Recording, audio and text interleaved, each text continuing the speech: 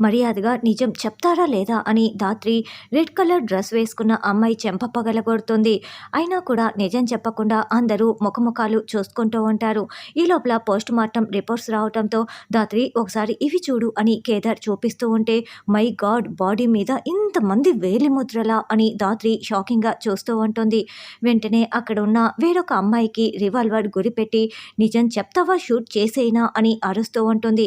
అప్పుడే white colour dress వేసుకున్న అమ్మాయి ధాత్రి కాళ్ళు పట్టుకొని మేడం నేను నిజం చెప్పేస్తాను మేడం, మేనేజర్ని చంపింది ఆ అమ్మాయి కాదు మేడం, మేనేజర్ని చంపింది నేనొక్కదాన్నే మేడం అని జేడీ కాళ్ళు పట్టుకొని నిజం చెప్తూ ఉంటుంది. సరే లే ఆ రోజు అసలు ఏం జరిగిందో చెప్పు అని జేడీ అడుగుతూ ఉంటుంది. నేను కావాలని చంపలేదు మేడం అని ఆ రోజు ఏం జరిగిందో మొత్తం చెప్పేస్తానని ఆ అమ్మాయి చెప్తూ ఉంటే ఫ్లాష్ బ్యాక్ చూపిస్తూ ఉంటారు. మేనేజర్ క్యాబిన్లో కూర్చొని ఉంటే అప్పుడే ఆ అమ్మాయి ఏదో ఒక ఫైల్ చూపించడానికి అక్కడికి వస్తుంది. ఏంటి నువ్వు డైవర్స్ తీసుకున్నావంట, మరి నువ్వు ఒక్కదానివే ఎలా ఉంటావు, నువ్వు నాకు బాగా సహకరిస్తూ ఉండు, అదే అన్ని విధాలుగా సహకరిస్తూ ఉంటే నేను నీకు ప్రమోషన్ కూడా ఇస్తాను అని ఆ అమ్మాయిని బలవంతం చేయబోతాడు. రే ఈడియట్ అంటూ ఆ అమ్మాయి అతన్ని తోసి పడేస్తుంది. అలా మేనేజర్ అక్కడ టేబుల్పై ఉన్న ఒక షార్ప్ దాని మీద తల పడేసి అది బాగా లోతుకు గుచ్చుకోవటంతో అక్కడికక్కడే చచ్చిపోయి కింద పడిపోయి ఉంటాడు. ఈ లోపల మిగతా స్టాఫ్ అంతా కూడా ఆడవాళ్ళు అక్కడికి వస్తారు. ఏంటి ఇతడు చచ్చిపోయాడా, పోనీలెమ్మ ఇన్ని రోజులు మేము చేయలేని పని ఇప్పుడు నువ్వు చేశావు, వీడు మంచివాడు కాదని చాలాసార్లు మనం అనుకున్నదే కదా అని వాళ్ళు అనుకుంటూ ఉంటారు. మేడం నిజంగానే అతను మంచివాడు కాదు మేడం అని ఇప్పుడు వీళ్ళందరూ కలిసి జేడీకి చెప్తూ ఉంటారు. మా అందరి జీవితాలతో వాడు చాలా ఆడుకున్నాడు మేడం, ఎవరు చెప్పుకోలేని పరిస్థితి, ఈరోజేమో ఇలా జరిగిపోయింది అని ఇంకొక అమ్మాయి చెప్తూ ఉంటుంది. అవును మేడం నేను చంపాలని చంపలేదు, నన్ను నేను రక్షించుకునే ప్రయత్నంలో అతడు చనిపోయాడు అంతే మేడం, నేనైతే కావాలని చంపలేదు మేడం అని చంపిన అమ్మాయి వేడుకుంటూ ఉంటుంది. తర్వాత మేమందరము కలిసి కర్రలతో రకరకాలుగా వాడిని కొట్టేశాము. తర్వాత ఆ రోజు మీరా రాలేదు కాబట్టి వాడికి గుర్కా వేసేసి క్యాబిన్ రూమ్లో పెట్టేశాము అని తీసుకువెళ్తున్న దృశ్యాల్ని మనకి చూపిస్తూ ఉంటారు. అప్పుడే సీసీ క్యామ్లు చెక్ చేసుకునే అతను ఫోన్లో మాట్లాడుతూ ఉంటే వీళ్ళు మెట్ల మీద దగ్గర నుంచి మేనేజర్కి బుర్కా వేసి తీసుకువస్తూ ఉంటారు. రే సీసీ కెమెరాలు పనిచేయటం లేదు, రిపేర్కి రమ్మంటే ఎప్పుడు నుంచి చెప్తున్నాను నువ్వు రావట్లేదేంటి అని అతను అరుస్తూ ఫోన్లో మాట్లాడుతూ ఉంటారు. మీరా నీకేమీ కాదు, మేము హాస్పిటల్కి తీసుకువెళ్తున్నాంలే అని మేనేజర్కి బుర్కా వేసి అలా నటిస్తూ అతని కళ్ళ ముందర నుంచే వీళ్ళందరూ కూడా మేనేజర్ని తీసుకువెళ్ళి క్యాబిన్లో పెట్టి ఉంటారు. ఇది మేడం జరిగింది అని జేడీకేడీకి వాళ్ళంతా మొత్తం వివరిస్తారు. కౌశికి మేడంని ఇరికించాలన్న ఉద్దేశం మాకు ఏ మాత్రం కూడా లేదు మేడం, వీళ్ళందరి తప్పు కూడా లేదు, కేవలం నేను మాత్రమే అతన్ని చంపేశాను కాబట్టి అలాంటి దుర్మార్గుణ్ణి చంపినందుకు నేను గర్వపడుతున్నానే కానీ బాధపడడం లేదు, ఇందుకు మీరు ఏ శిక్ష విధించినా నేను సంతోషంగా అనుభవిస్తాను మేడం అని చంపిన అమ్మాయి వేడుకుంటూ ఏడుస్తూ ఉంటుంది. అవును మేడం, ఈ అమ్మాయి వాడిని చంపేసి మా అందరి జీవితాలు కూడా కాపాడింది మేడం, మేమందరము కలిసే చేశాం కాబట్టి మేమందరం కూడా శిక్ష అనుభవిస్తాము అని అక్కడ ఉన్న ఆడవాళ్ళందరూ చెప్తూ ఉంటారు.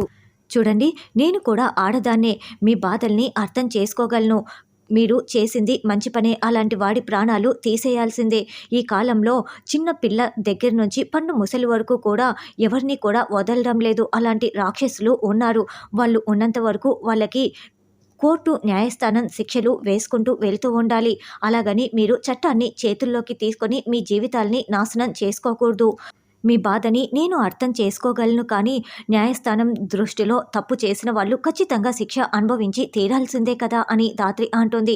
మరి ఈ కేసుని ఎలా క్లోజ్ చేద్దాం ధాత్రి అని కేదార్ అడగడంతో వీళ్ళే ఒక క్లూ ఇచ్చారు కదా, ఒక్కరు చేస్తే అది హత్య, అదే 20 మంది కలిపి చేస్తే అది మిస్టరీగానే మిగిలిపోతుంది, 20 మంది వేలిముద్రలు ఉన్నాయి కాబట్టి ఎలాంటి సాక్ష్యాధారాలు దొరకలేదని చెప్పి మిస్టరీగా ఈ కేసుని క్లోజ్ చేసేమని మనం న్యాయస్థానానికి విన్నవించుకుంటాం, ఇంతటితో ఈ కేసు క్లోజ్ అని ధాత్రి చెప్పడంతో అక్కడ ఉన్న ఆడవాళ్ళందరూ కూడా క్లాప్స్ కొడుతూ ఉంటారు.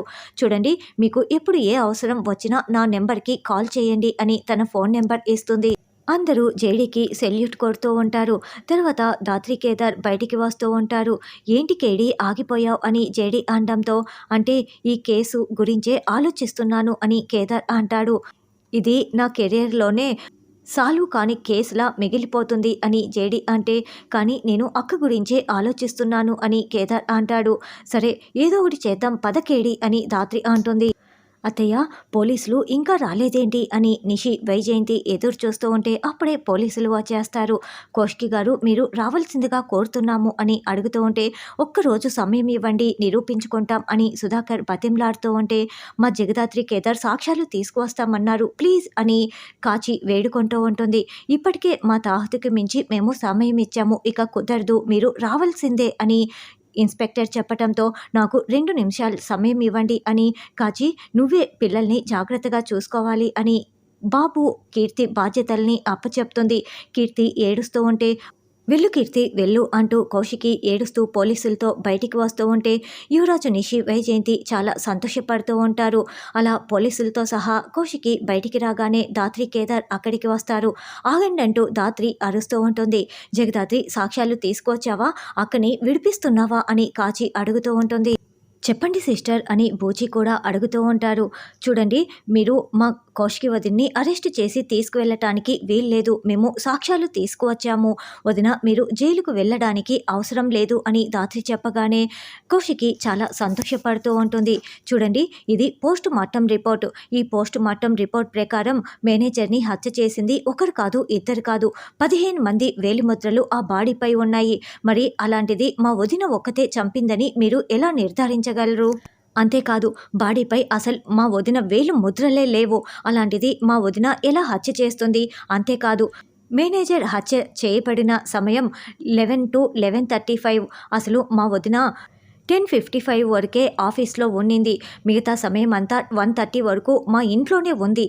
కాబట్టి మా వదిన్ని మీరు అరెస్ట్ చేయటానికి కుదరదు అని, మా వదిన హత్య కూడా చేయలేదు అని ధాత్రి పోస్ట్ మార్టం రిపోర్ట్లని చూపిస్తూ ఉంటుంది.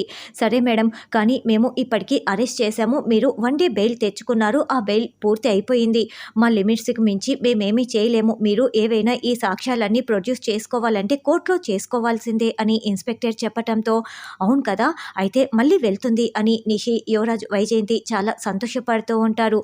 మీరు ఈ మాట అంటారని మాకు ముందే తెలుసు ఇన్స్పెక్టర్ గారు, అందుకే మేము బెయిల్ని ఎక్స్టెన్షన్ చేస్తూ 1 డే బెయిల్ని మళ్ళీ మేము తీసుకువచ్చాము. కాబట్టి రేపు ఈవినింగ్ వరకు మాకు సమయం ఉంది. రేపు ఈవినింగ్ కోర్టులో ప్రొడ్యూస్ చేసి ఈ సాక్ష్యాలన్నీ మేము సబ్మిట్ చేసి మా వదిన హత్య చేయలేదని మా వదిన్ని బయటికి తీసుకొచ్చుకుంటాము. ఇప్పుడైతే మీరు మళ్ళీ అరెస్ట్ చేసి తీసుకువెళ్ళటానికి వీల్లేదు, ఎందుకంటే బెయిల్ ఎక్స్టెన్షన్ చేసి తీసుకువచ్చాం కదా, ఇదిగోండి బెయిల్ ఎక్స్టెన్షన్ పేపర్ అని కేదార్ చూపిస్తూ ఉండటంతో ఇక ఆ పేపర్ని కూడా చూసి, అలాగే నేను వెళ్ళిపోతున్నాను అని ఇన్స్పెక్టర్ వెళ్ళిపోతారు. ఇక నిషి, వైజయంతి, యువరాజు సాక్ష్యాలు తీసుకువచ్చారు, ఇక శిక్ష పడదు అని కోపంతో రగిలిపోతూ షాకింగ్గా చూస్తూ ఉంటే కౌశికి చాలా ప్రేమగా ధాత్రి కేదార్ వైపు చూస్తూ ఉంటుంది. కీర్తి పాపైతే కౌశికిని హక్ చేసుకొని ఆనంద బాష్పాలు కారుస్తూ ఉంటుంది.